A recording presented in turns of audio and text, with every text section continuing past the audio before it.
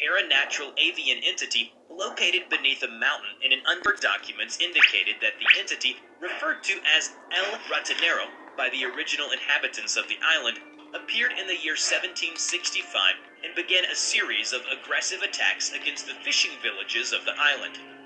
1160's primary anomalous trait allow it to sustain incredible amounts of damage. It is for all practical purposes considered near indestructible, as the entity is capable of rapidly and fully regenerating lost or damaged tissue, and is able to withstand all forms of conventional firearms and artillery. Additionally, 1160 has a number of insect-like eyes around its head and back, providing it with a virtually 360-degree perspective of the area around it. These traits, combined with brute strength and speed, make 1160 particularly deadly in close combat. However, shortly after discovery, the Foundation found out 1160 has one weakness. It is negatively affected by human presence. During the initial discovery of 1160, a team of Foundation scientists hypothesized that the sudden, sharp drop in the entity's aggression was in some way related to the arrival of Foundation personnel on the island. After routine amnestic cycling of D-class subjects assigned to Site 77, which was established on the island, 1160 attacked both the Foundation facility and the nearby fishing villages. During the attack, the entity was noted as being highly aggressive and notably larger, inadvertently resulted in the loss of multiple Foundation personnel and local inhabitants. To properly contain 1160, according to the initial hypothesis, the Foundation put up tourism campaigns and real estate advertisements to attract more tourists and future residents, in order to increase the amount of human presence on the island, which would hopefully result in the suppression of 1160's anomalous traits. However, the plan backfired. As more visitors arrived at the island, the Foundation observed 1160's activities in anticipation. Looking at the beast on the screen, Dr. Strong, the head researcher, felt that perhaps the sudden increase of human presence on the island had started having some impact on its size, as it looked weaker than it initially was. Yes, it looks like it's reluctant to head out of its nest. Wait a minute. 1160 began to let out an ear-piercingly loud shriek that could be heard on the entire island, startling Dr. Strong in the room. On the island, the locals began to scatter and make preparations to defend against the beast, while the unsuspecting visitors looked confused towards inland. For a moment, it was silence.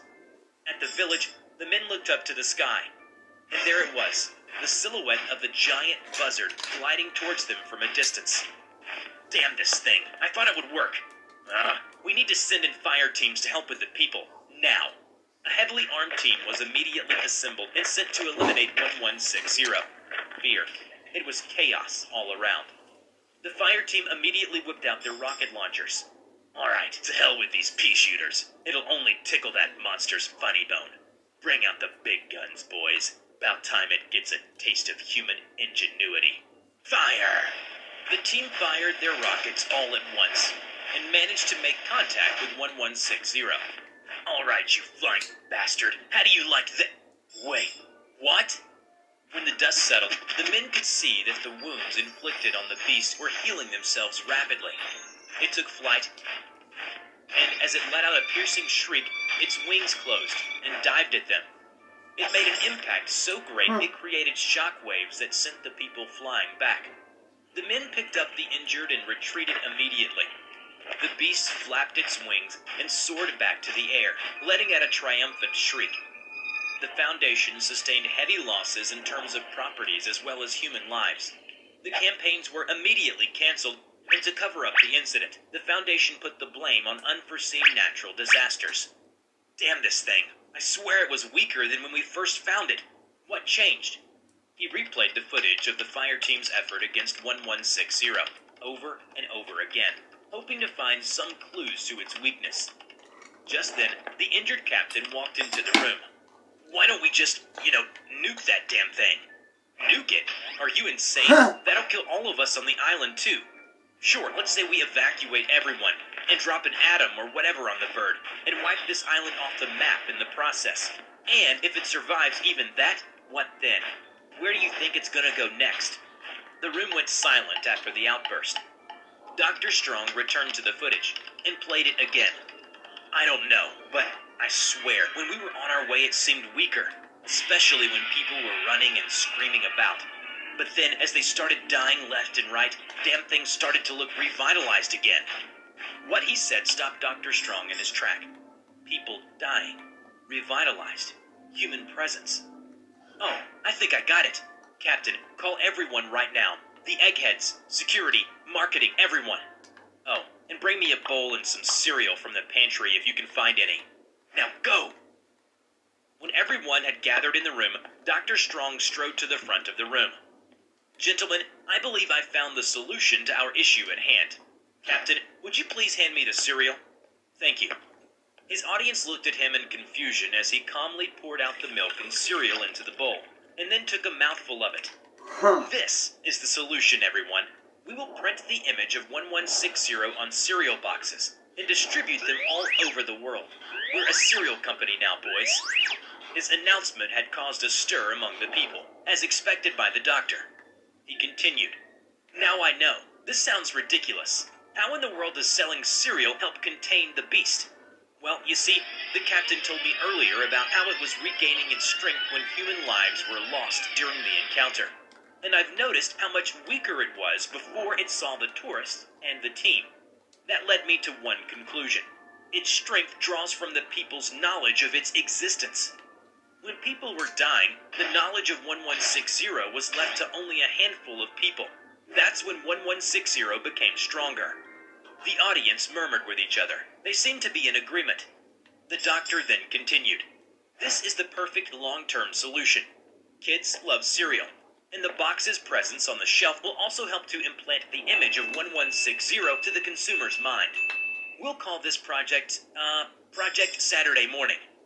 And soon enough, Foundation assets were allocated to the effort, and the project was begun with the intent of spreading awareness of 1160 worldwide.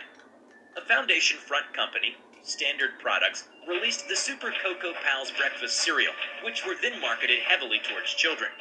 The mascot of the brand, affectionately nicknamed as Bradbury Buzzard, was a cartoon caricature resembling 1160. It was featured prominently on the front and back of the box, itself containing some mimetic triggers that were designed to plant specific pieces of information concerning the nature of 1160 and its appearance into the subconscious of the consumers. As human perception of 1160 grew, 1160 began to undergo systemic biological decay and decreased in its size. The project was a success, as the product was a hit, with the surveys returning with positive results, as well as a successful containment of a beast, by keeping it locked in the human minds. Remember to check out my new animation channel, The Rubber Talks, where I share my life story, thoughts, and opinions. Just click on the link in the description to enter the Rubber's world. Before we end this video, can we preserve our only home while still enjoying that thrill of being human?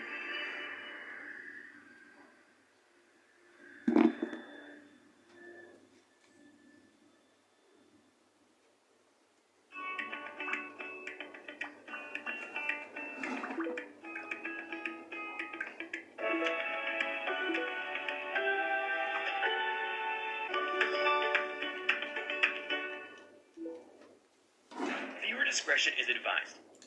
This place is wrong.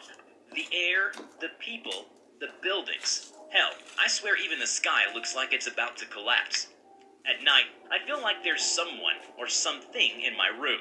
Everywhere I go, I feel like I'm being watched. The locals here didn't seem to mind us at first. In fact, we even had a feast during the first day. But now, every one of them looks like they're avoiding us, or perhaps avoiding something that we don't understand. They just look at us with their shifty eyes. I sleep close to the door because the wall at the end of the room gives off a dreadful feeling. I could hear something like a chanting or some sort of an eternal scream ringing faintly behind that awful painting. The walls feel suffocating. Sometimes I have nightmares about them coming alive and turning into walls of viscera and collapse, burying me alive. I see strange men in shrouds at the corner of my vision. I smell rot and decay. I hear them calling my name. Giuseppe, Giuseppe. I am losing my sanity. I'm leaving the TV on tonight so I don't feel alone. Lieutenant Frank Giuseppe, MTF Epsilon 6. Hello everybody, I'm the Rubber. Today, we bring you a SCP Foundation Presumed Neutralized Object, SCP-2480. SCP-2480, also known as an Unfinished Ritual, is speculated to be a dimensional anomaly centered around Bodfell Manor, located in a coastal and heavily forested town in Massachusetts, with a meager population of just over 9,000. Bodfell Manor was the home of Bodfell, a millionaire industrialist with an acute interest in the occult. Prior to his death, Bodfell was the leader of a secret society known as Adytum's Wake. It is hypothesized that 2480 is a dimensional anomaly that cannot be directly perceived unless the observer is under the influence of perception-altering pill. The Foundation became aware of the existence of 2480 after intercepting and decoding a distress signal broadcasted by the GOC, Global Occult Coalition, and promptly sent in an investigation team. 36 corpses were found scattered throughout the manor estate, 8 of which were later identified as GOC operatives. What caught their attention was the manner of their apparent anomalous cause of death, such as implosion, disintegration, fatal physical reconfiguration, all of which are physically impossible to be performed by humans. In mid-1988, Site 13 failed to send a biannual report on the state of 2480. Believing it to be a bureaucratic error, the Foundation attempted to contact Site 13 directly without response. At first, 2 agents were sent to investigate. However, neither agent has since made contact, and their fate remains unknown till this day. The Foundation then dispatched MTF Epsilon 6 to re-establish contact with Site 13, as well as to properly secure 2480. They were accompanied by a researcher, Dr. Narvaez. Due to their experience and efficiency, the task force successfully integrated themselves into the community in no time. They were welcomed as new residents and tourists by the residents in a warm and friendly manner at first, but soon enough, they began to feel something wasn't quite all there in the town. The locals seemed to be evading something unseen. On the 6th day, the agents were beginning to detect a certain wrongness in the town.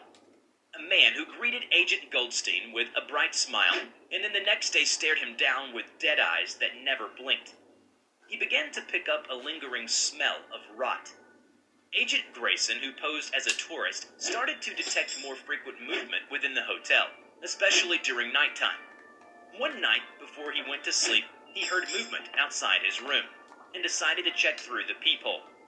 And there he saw a face, staring right back at him at the other side. Ooh. Their eyes met, and the visitor began to slam his head against the door, over and over and over again. As the days gone by, the task force was beginning to feel increasingly anxious and paranoid. Agent Lightbody was approached by a nervous-looking man on the street.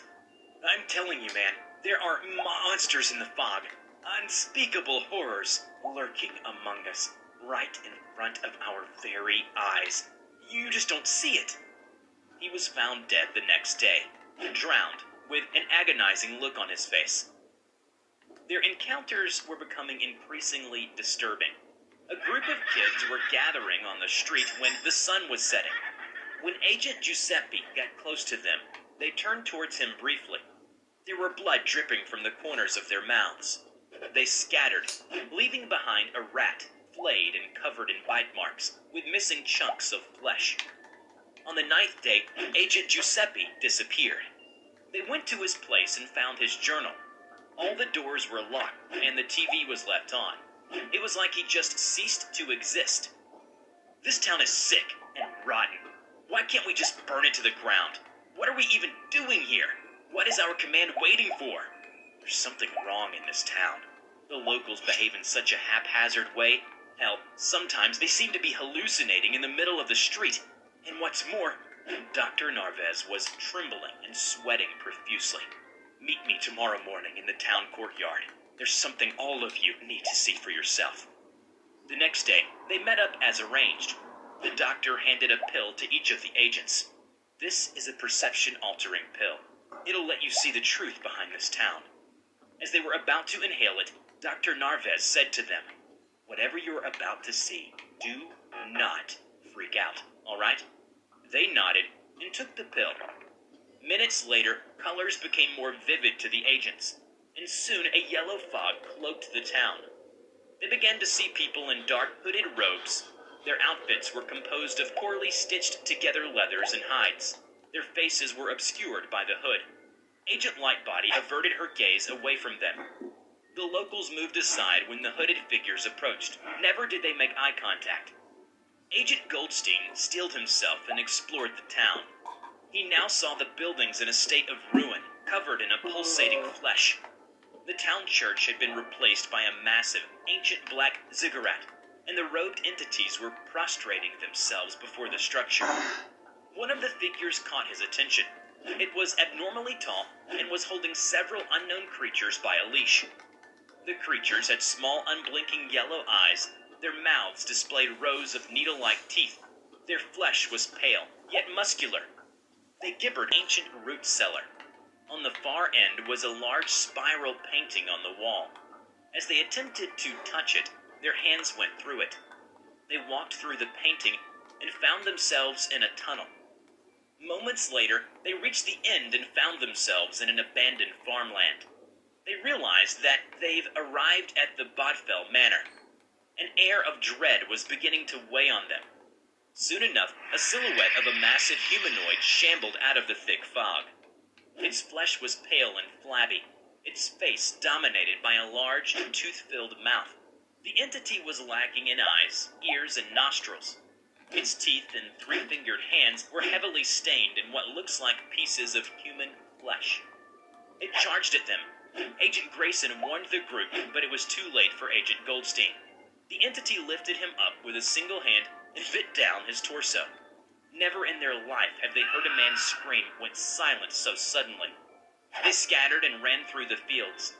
Agent Lightbody found herself separated from the rest. The ground underneath her quaked.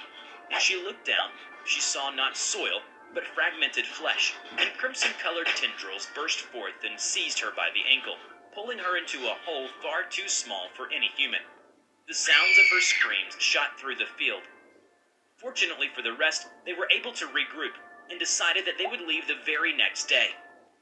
On the final day of the mission, when they were boarding their boat at the docks, suddenly Agent Grayson's eyes widened and was then turned to slurry in a flash, as if he was hit by a great invisible force.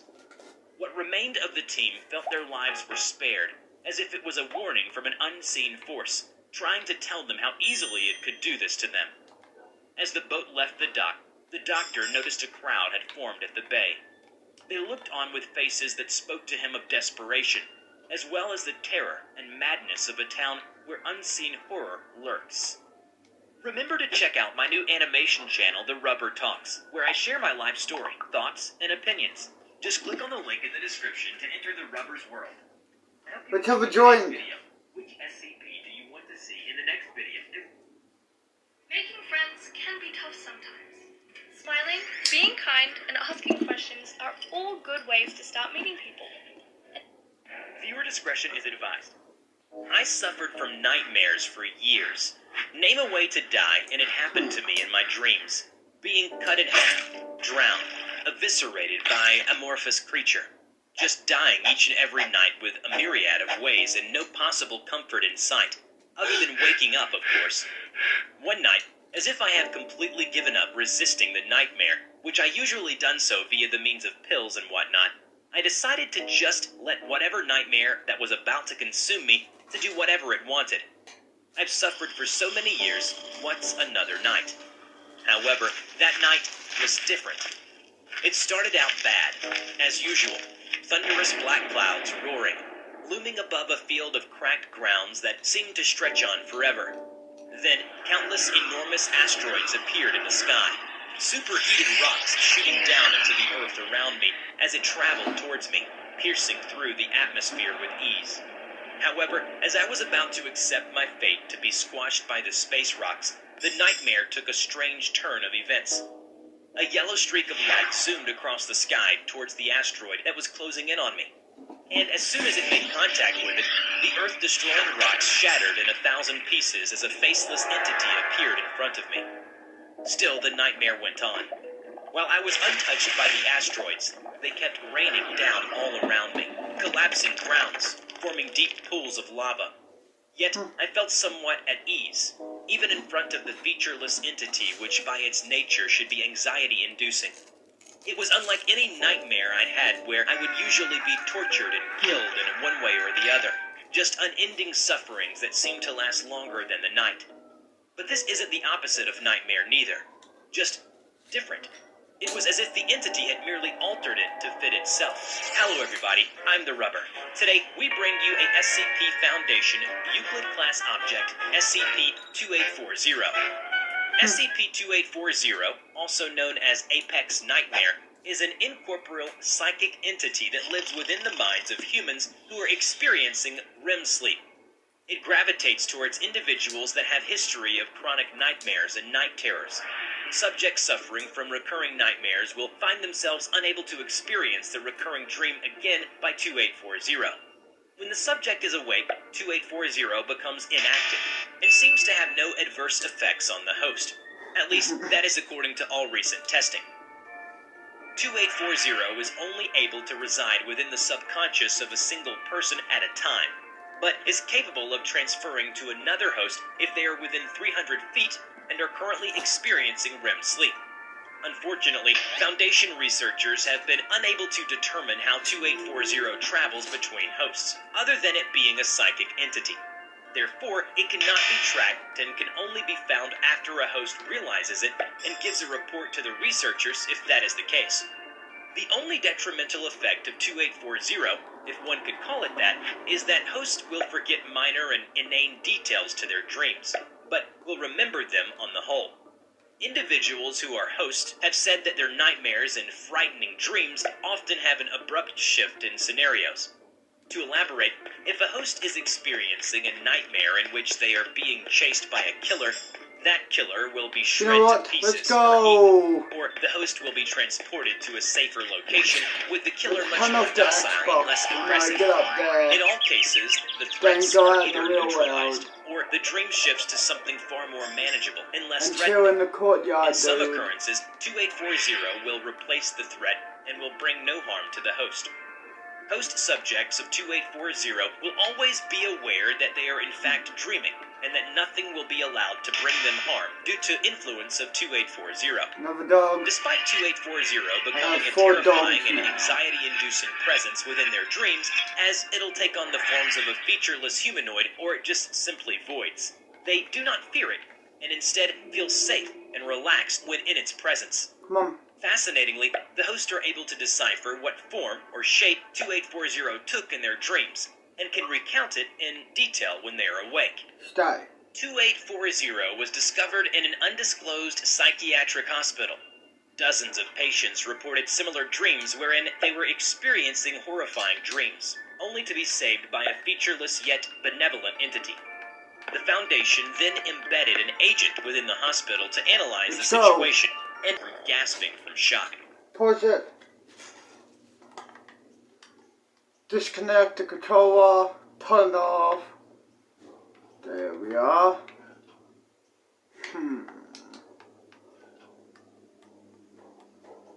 Let's head out in the courtyard, my G.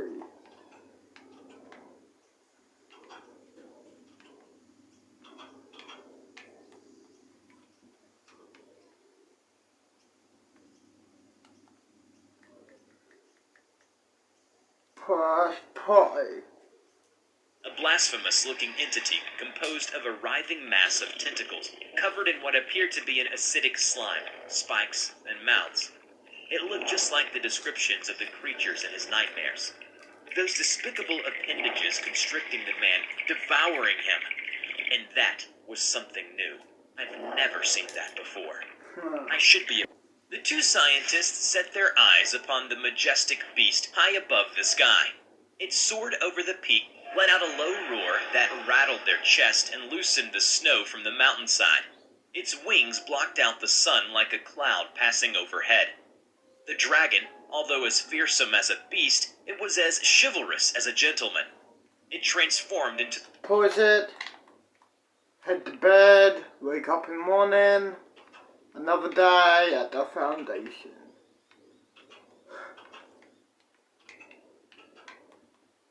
Great. But hey, I wanted to be at SCP. 7 in the morning. Should I go onto a server or chill in the courtyard? Which one?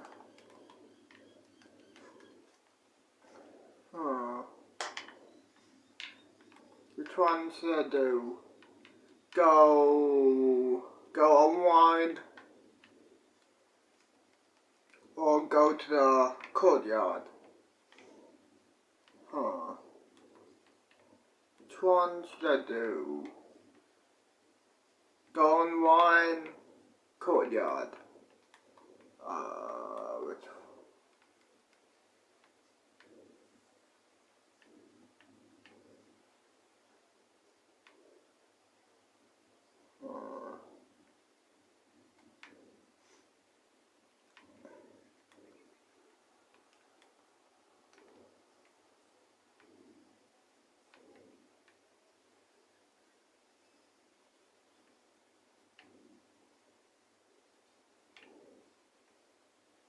Good morning, Adam. Oh, good morning. How are you today? I'm going good. Well, not good, but you know. Cool.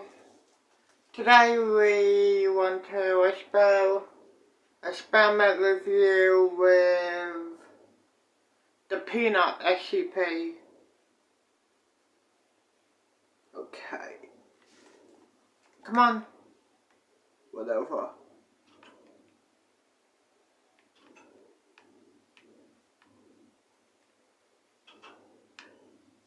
Follow me. This way. Upstairs.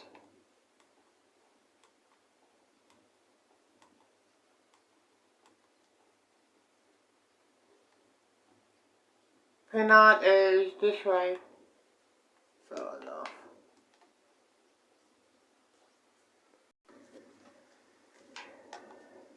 Come on. I'll be going up there while you...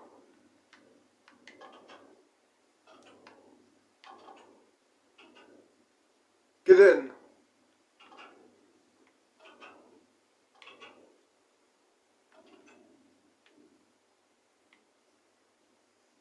So you peanut...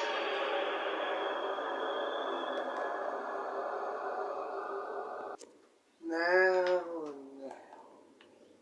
That's not fair. Die. Die, you scum. No, I can't kill you, but I can sure kill these people here.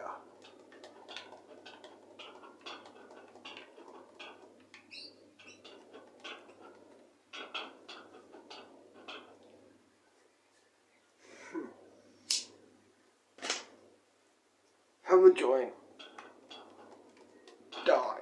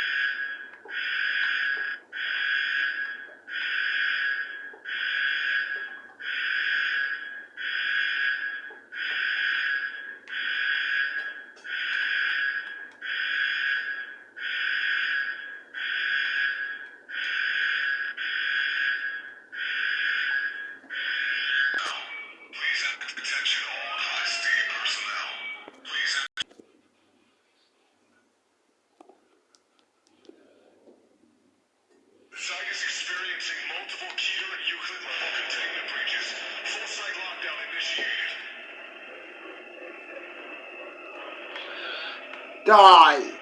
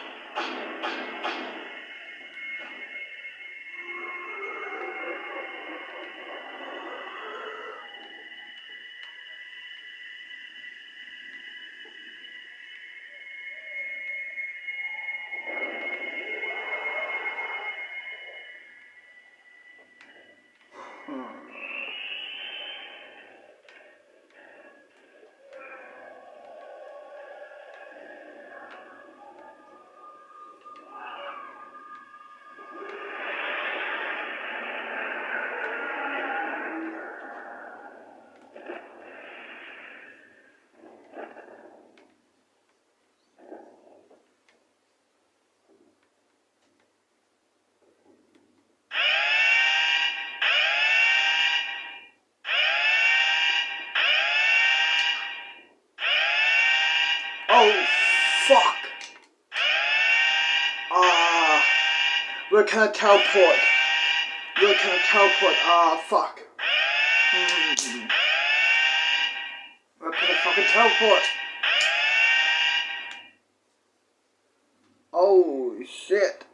Where can I fucking teleport? Out of the machine here. Oh, hi. It's the next day. And yeah, I'm at the Foundation. I'm at the new Foundation. Site Alpha. So yeah, I'm at Site Alpha. Let's smoke some weed, let's roll up a joint, and watch YouTube. Stay up, man. Up. No. Yes, this is all a dream, sir. Okay? We have no time to waste. Put him inside. Alright, sir, walking in the machine. Oh my goodness, it worked. Am I getting like an MRI? Oh. Let's roll up a joint and then smoke. It worked. Beautiful. What is your name, sir? Luke Longnuts. Luke Longnuts. How many family members do you have? 4. 4? I think it worked. I'm Luke Longnuts. I work in the burger shop. I work at the burger shop. Calibration is almost complete. Yeah. Okay. You put him back in the van. Yep. The what? The what? Take him outside. Put him in the van. He'll wake up like nothing ever happened. That's a pros robbing the bank right now. Uh-oh. You can't stop Luke Longnuts. You can't stop Luke Longnuts. I stole this car. Let's have a joint for today now. Right. Gonna be going left back towards the bank. Finish rolling up a Continuing joint. northbound. Just past the FBI building. On you, dude. We're under Lower Power Street. Flip the UE. We're on San Andreas. Back in the alleyway going southbound Vespucci. Let's have a blunt. Southbound now, Power Street. Oh my god, you got all Taking a right. Get in the alleyway, 206. Pause it. Let me show you around my cell. My room. Lounge room, bedroom, kitchen, dinner table, bathroom. So yeah, it's like a normal place. At this foundation they give me a yard, a small yard. I think there's a courtyard out here, but they also give me the yard out there in Site Alpha. Yeah, this is the courtyard here. So yeah, this is the courtyard in Site Alpha in Australia. They transformed me, they call it, you know what I fucking mean. I don't have to fucking explain myself all the time. Sit down, smoke. Coming out the other side, probably. I got him. He's on the top of the ammunition. Is that going to hit two pennies? Vice, garbage truck, watch out. He went in the alleyway. Vice, go right. He just took a left. Sorry. Hey, suck. 4270, be advised. He was yelling out of the vehicle, saying his name was Salute. Yeah, let's have a unit go back to that garbage truck guy and start questioning him, please. Abandoned vehicle. 4270, be advised. He was yelling out of the vehicle, saying his name was Salute Long. The police know your name. Like, he was saying Luke Long outside of the car. Get him in the car. Put him in the car. Come on. Clockwork, gentlemen. Clockwork. Alright, let's get out of here. Jack, somebody took your car. Oh, God. Description of the garbage truck driver. Copy. I got somebody over at 200 next to Chihuahua Hot Dogs. Can I get a unit down here? How's it going, sir? I just woke up. Get off of the table. I didn't do it. Your phone is. He knows better than I do. Is it speaking German? Alright, we have that unit. Oh, give it more sedative. Hold on a second.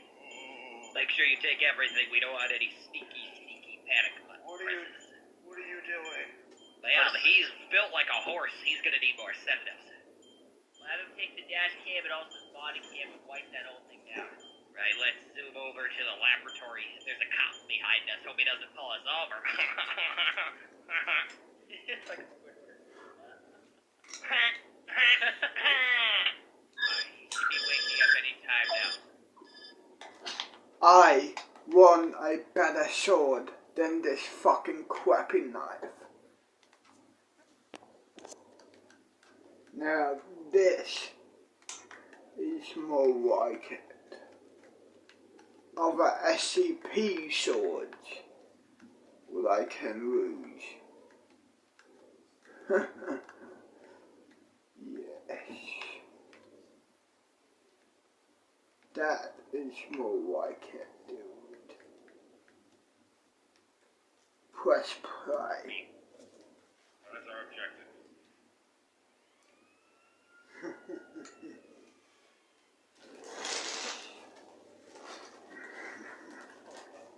I am Grayson Sheets, 4270. Any idea why you're being stopped today? Yeah, I have a couple ideas, yeah. Can I get you to move to the sidewalk, please? There will be no tickets. Just a Yeah. few questions. This is very illegal. You do know that, right? No. Yes, no. I knew it wasn't legal, but I didn't think it was that illegal. I'm afraid I can't just let you go. So, there will be some fines to pay. $50 fines each, and you'll be let go. Yeah, that's fine. You can count. Mind if I run to the ATM right there? Yeah. Go ahead. Okay. Got my cash. Alright, we got it. Fantastic. $50 each, and you'll be let go. Yep. Don't do it again. Yeah. I am Grayson Sheets, 4270. Shoot one of them in the leg. Just kneecap one of them. Also, before I go, one more thing. Do you like your kneecaps? Don't do this again. Very much. Oh. Huh. Oh. What? Oh.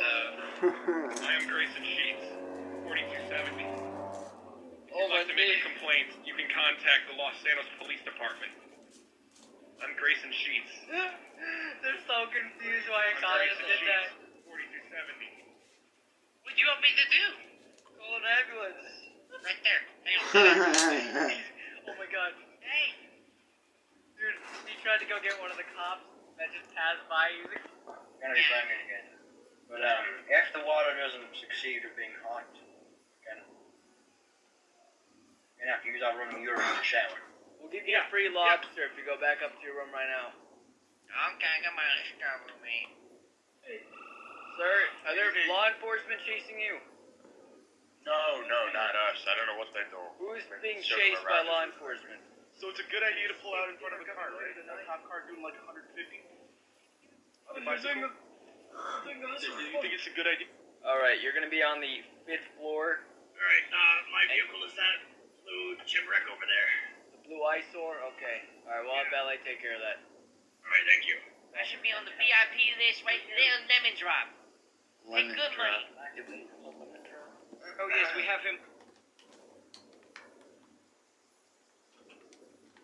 head to bed, wake up in the morning, another day here.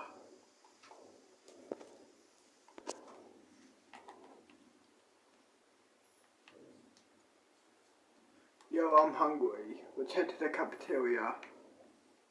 Instead of walking there, I could teleport there. Here we are.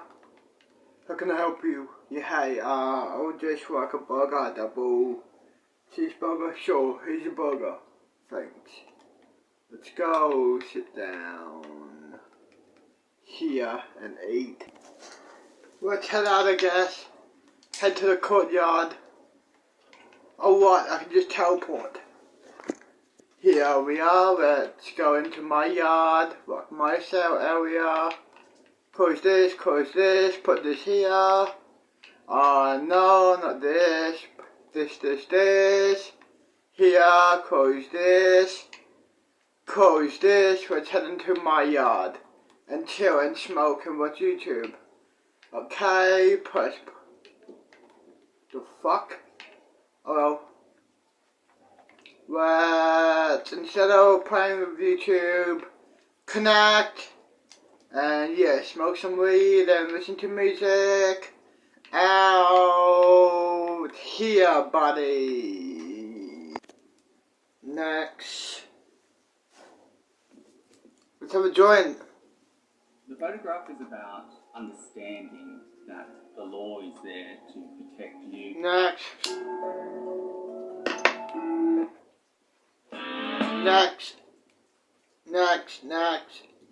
Cap. Wake up. Next.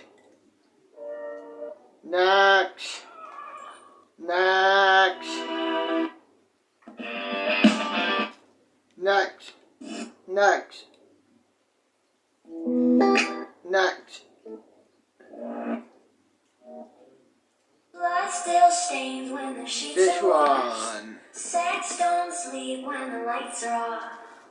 Kids are still depressed when you dress them up.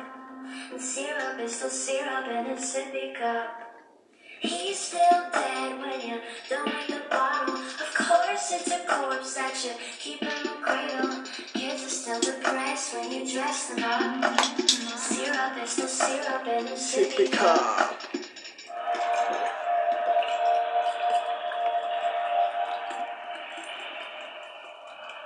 Blood money, how did you afford this ring that I love, honey?